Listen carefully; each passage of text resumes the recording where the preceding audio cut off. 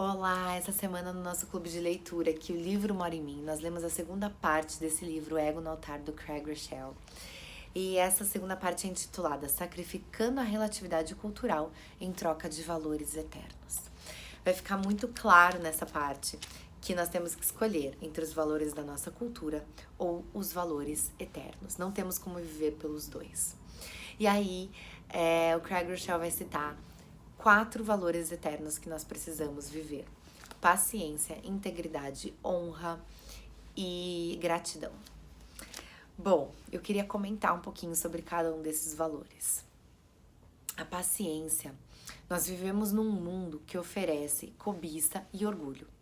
Então, nós somos valorizados por aquilo que nós temos e por aquilo que nós produzimos. Então, quanto mais cedo nós alcançarmos muitos bens materiais, né, nós produzirmos algo que chame atenção, aí nós seremos mais valorizados. Então, nós não temos paciência de esperar as coisas acontecerem passo a passo. Nós começamos hoje um projeto, queremos que amanhã ele já seja um sucesso. E o livro vai trazer o exemplo de Esaú e Jacó, que Esaú trocou a sua primogenitura por um prato de ensopado. Ou seja, quando dizemos o Deus de Abraão, Isaac e Jacó, nós diríamos o Deus de Abraão, Isaac e Esaú.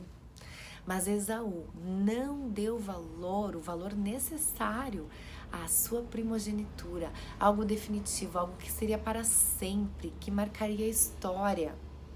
Ele trocou isso por um simples prato de ensopado. Ele trocou isso para satisfazer um desejo que ele tinha naquele momento. Ele estava com fome, ele queria comer. Então, naquele momento, ele não pensou no significado da sua primogenitura, quanto aquilo valia, quanto aquilo era importante, e ele trocou por um desejo banal. E quantas vezes nós trocamos coisas eternas por desejos carnais? Aqui, coisas que nós vemos hoje. Às vezes é um sapato que nós queremos, às vezes é o carro que nós desejamos, às vezes não sei, tantas coisas que nós podemos colocar, deixar ali o desejo ardente no nosso coração, que ele se torne mais forte e maior do que aquilo que é definitivo e eterno, do que os valores do nosso Pai. Mas quando nós decidimos, então, poxa Deus, eu quero ter paciência e alcançar o eterno. Como que nós fazemos isso? Nós temos que buscar Deus até o ponto que os desejos dele se tornem os nossos desejos. Que daí a gente vai caminhar, sabe, sem olhar para o lado, sem se preocupar com aquilo que é passageiro, mas olhando para o eterno, para aquilo que está no coração de Deus. Algo que ele vai colocar aqui nesse livro que me chamou muito a atenção é que nós superestimamos o que Deus deseja fazer por nosso intermédio no curto prazo. Então, nós começamos às vezes um projeto e nós queremos que que ele alcance já um grande sucesso no outro dia, né? Nós não temos a paciência de esperar Deus nos levar passo a passo na caminhada que ele tem para nós e vermos o sucesso ou a colheita lá na frente. Nós queremos tudo para amanhã e daí desistimos. Mas ele fala que também nós subestimamos, nós não damos o valor devido ao que Deus quer fazer por nosso intermédio no longo prazo. Talvez uma atitude hoje que você tenha de integridade, de gratidão, de paciência, impacte a vida de alguém de tal maneira que ela mais pra frente vai conhecer a Cristo, que vai marcar, que vai ser uma semente jogada ali. Talvez você nunca saiba, mas Deus pode fazer muito por nós ao longo prazo, se tivermos a paciência de esperar o caminho que Ele quer que a gente trilhe. O segundo valor que ele vai falar é a integridade, né?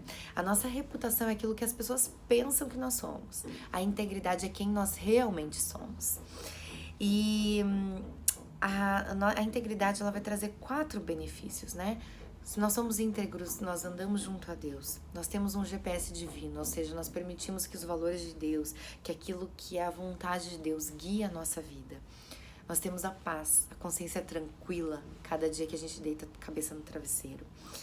E nós temos a confiança, o respeito e a influência daqueles que estão ao nosso redor.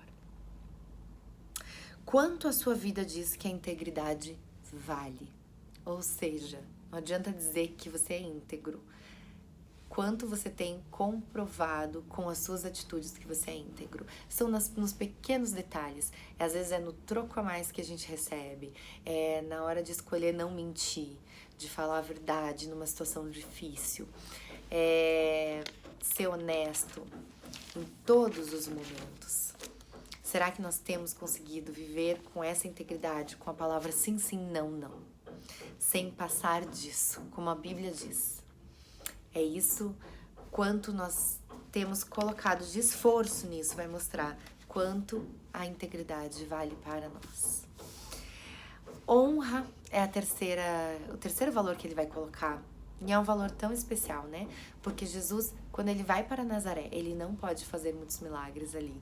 Porque na sua própria terra, entre os seus parentes, na sua própria casa, o profeta não tinha honra. As pessoas não valorizavam. Eles falavam, oxe, esse é aquele que cresceu com a gente, imagina, ele não é ninguém importante. Eu conheço ele desde bebê, ele é o filho do carpinteiro.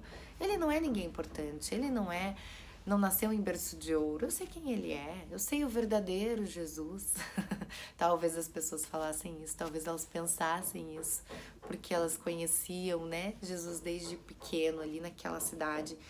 Mas ali, como Jesus não é tratado com honra, ele não pode fazer muitos milagres. Honrar é tratar alguém como precioso, como valioso. Se nós queremos ter relacionamentos extraordinários, relacionamentos bem construídos, relacionamentos de amor, de respeito, nós precisamos tratar as pessoas com honra, nós precisamos dar a elas a honra que elas merecem. E aí, esse merecer não é porque elas tenham feito algo de bom, mas é simplesmente pela posição em que Deus as colocou na nossa vida. Se Deus colocou alguém com uma posição de autoridade sobre a sua vida, você deve honrá-lo, mesmo que a pessoa não esteja fazendo jus a esta honra. Às vezes, parando para pensar, pessoas falam tão bem de pessoas próximas a nós, né? Às vezes falam tão bem dos seus pais, falam tão bem do seu marido, do seu noivo, e você só enxerga o que é ruim. Isso não é tratar com honra. Tratar com honra é enxergar onde a pessoa pode chegar, é enxergar quem ela pode ser. Talvez ela nem esteja sendo aquela pessoa naquele momento, mas é enxergar que ela tem potencial, porque Deus a fez. Deus a colocou ali e Ele pode fazer muito através da vida dela. Então trate a pessoa com quem você está próximo, dos seus familiares, do seu marido, como a pessoa que você gostaria que eles fossem. Porque a sua honra vai fazer com que eles cheguem aonde eles já deveriam estar. É um capítulo muito lindo que nos lembra que nós vivemos numa cultura de desonra. Nós não honramos as autoridades que Deus colocou na nossa vida, os nossos pais, qualquer autoridade, seja do governo, seja um professor. Não honramos os pastores, os líderes, porque por trás de tudo isso, nós não honramos, na verdade, a Deus. Nós tratamos Deus muitas vezes como uma pessoa comum. Como se você falasse com uma pessoa que está do seu lado. Não, Ele é o Deus Todo-Poderoso. E nós devemos sim honrá-lo com toda a nossa vida, com todo o nosso coração. E por último, o último valor é a gratidão. Deus nos dá tanto e nós esquecemos de agradecer, assim como os 10 homens que foram curados por Jesus e apenas um volta para agradecer. Nós olhamos muito para o que nós não temos e esquecemos de olhar porque nós temos para aquilo que Deus nos deu. Nós precisamos ter uma postura de adoração na nossa vida. Nós precisamos ter uma postura de louvor. A ingratidão, ela ignora as bênçãos que Deus nos dá a cada dia. Deus nos dá um sol, um pôr do sol, árvores, pássaros, uma natureza tão linda. Deus nos deu a vida, nos deu nossa família, nossa casa, tantas coisas Deus nos deu.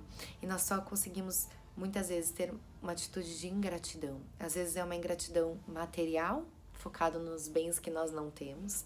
É uma ingratidão nos relacionamentos, achamos que os outros sempre têm um pai melhor, uma mãe melhor, um marido melhor, um namorado melhor, uma amiga melhor.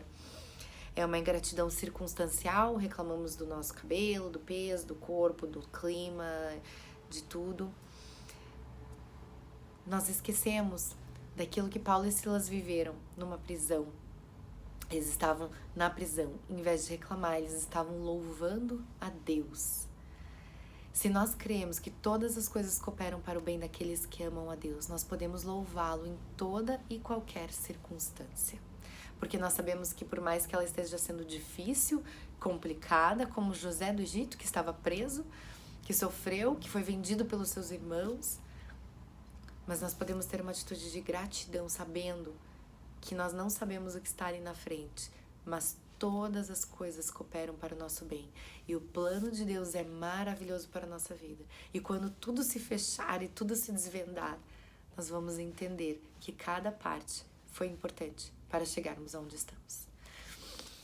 É isso, foram essas as impressões, esses os meus comentários sobre esse capítulo, sobre essa parte 2, que é uma parte muito especial. Eu acho que todas as vezes eu vou precisar voltar de tempo em tempo, a cada mês, para rever esses valores e ver o quanto eu estou conseguindo aplicá-los na minha vida. Eu espero que você tenha gostado dessa leitura, dessa parte, que ela tenha sido muito especial para você, como foi para mim, tá bom? Um beijo e até a próxima!